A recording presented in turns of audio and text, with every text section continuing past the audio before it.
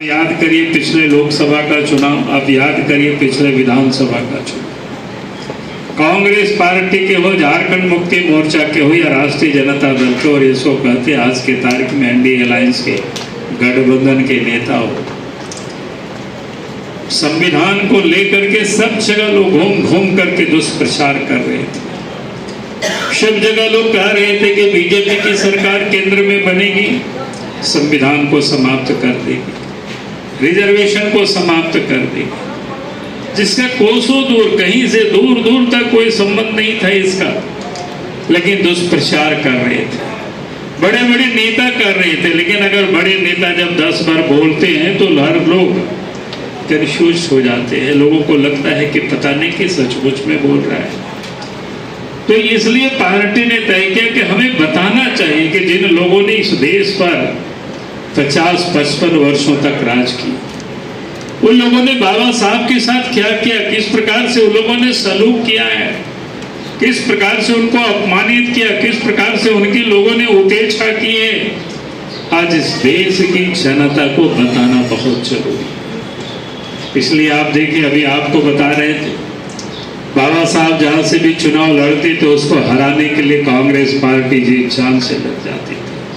यहाँ तक कि उस क्षेत्र में उनको हराने के लिए पंडित जवाहरलाल नेहरू उस समय देश के प्रधानमंत्री होते थे, वो भी उसके प्रचार में जाकर के उनको हराने का काम करते। यानी आप समझ सकते हैं, और हराने कहीं नहीं बल्कि जिसको कह सकते हैं बोगस वोट करके भी उनको हराया गया। यानी कांग्रेस पार्टी ने किस प्रकार से बाबा साहब भीमराव अंबेडकर जी को जीते जी भी उनको अपमानित किया, और इतना ही नहीं, जब उनकी मृत्यु होने के बाद भी उनको अपमानित किया। बाबा साहब भीमराव अंबेडकर जी को भारत रत्न की उपाधि नहीं दी गई, जबकि इस देश में श्रीमती गांधी जिंदा थी, उस समय उनको भारत रत्न की उपाधि मिली। पंडित जवाहरलाल नेहरू जिंदा थे, अपने कालखंड में उनको भारत रत्न की उपाधि उनको दी गई।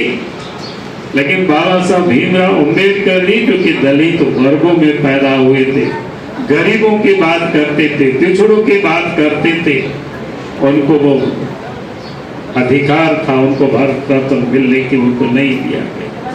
बाबा साहब भीमराव अंबेडकर जी को भारत रत्न कब मिला?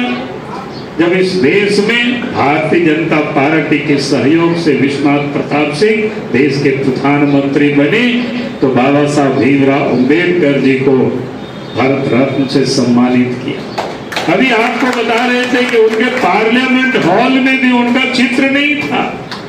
कांग्रेस ने कभी भी इसकी शोहरत नहीं समझा, लेकिन जब बीजेपी के नेतृत्व में, बीजेपी के सपोर्ट से जब सरकार चल रही थी, तो उस समय बाबा साहब का भी तस्वीर उस पार्लियामेंट के हॉल में भी लगा।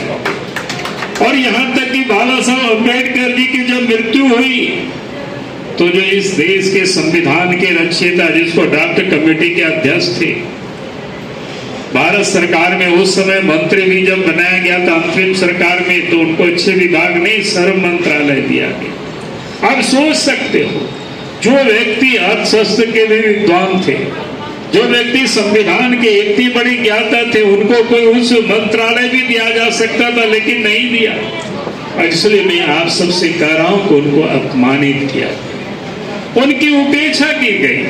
यहाँ तक कि जब मृत्यु हो गई, मृत्यु होने के बाद भी दिल्ली में उनके लिए कोई एक जगह नहीं दिया गया, वहां से दिल्ली से उनको लेकर के मुंबई ले जाया गया। आप जरा सोचिए, आज कांग्रेस परिवार के कोई भी लोग, नेहरू परिवार के लोग मरते हैं तो उनको दिल्ली में दफनाया जाता है, बड़े बड़े जगह घेरा हुआ है। लेकिन इस देश के, क्योंकि वो दलित थे, इसलिए उनके लिए कोई जगह नहीं उपलब्ध कराई गई। तो इसलिए मैं आप सबसे कह रहा था कि इस प्रकार से उनको अपमानित जीते जी भी किया, उनको उपेक्षित भी किया। और आज वही कांग्रेस पार्टी के नेता आज संविधान की कॉपी लेकर के आप घूम रहे देश भर, जेब में कॉपी रख करके कहते हैं कि ये दिखाते हैं निकाल करके लोगों को। और उस संविधान में संशोधन तो कितना बार कर चुके हैं लोगों ने, और अपने हित के लिए लोगों ने संशोधन किया। श्रीमती गांधी उस समय इमरजेंसी लगाए, जब उनको चुनाव रायबरेली से वो गड़बड़ की थे, गड़बड़ करके जीत घोषित किया था, अदालत राजनारायण चले गए और अदालत ने उनके विरोध में जब जजमेंट दिया, सुप्रीम कोर्ट ने उनके विरोध में जब उनकी सदस्यता को लेकर के जजमेंट दिया, तो रातों रात उस संविधान की धज्जियां उड़ा दी और देश में उन्होंने आपातकाल लगा दी।